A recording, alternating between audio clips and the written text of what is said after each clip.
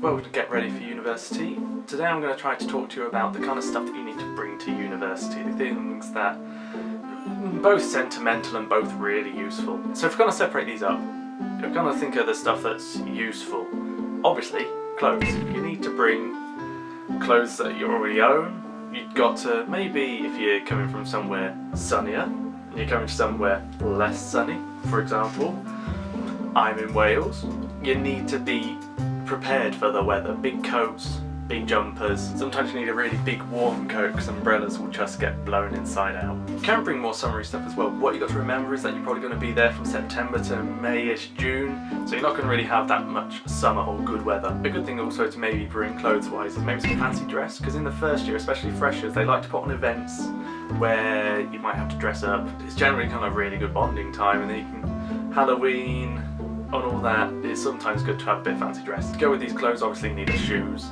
that will kind of as well match the conditions. Again, if it's going to be wet, get something that's a bit waterproof.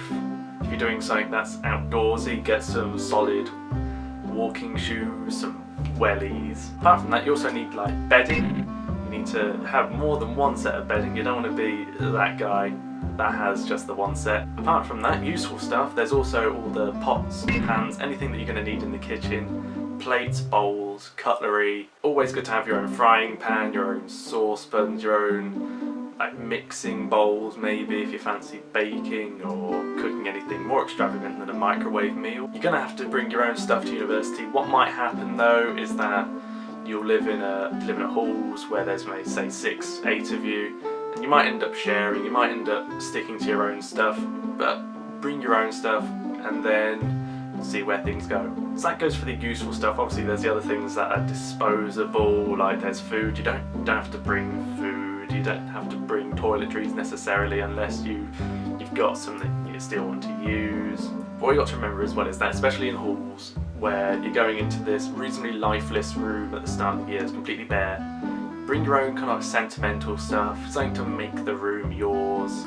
Hannah talked about this in her video about how to make a room homely. All those kind of things, your own knickknacks from home, even little things like posters, anything like that.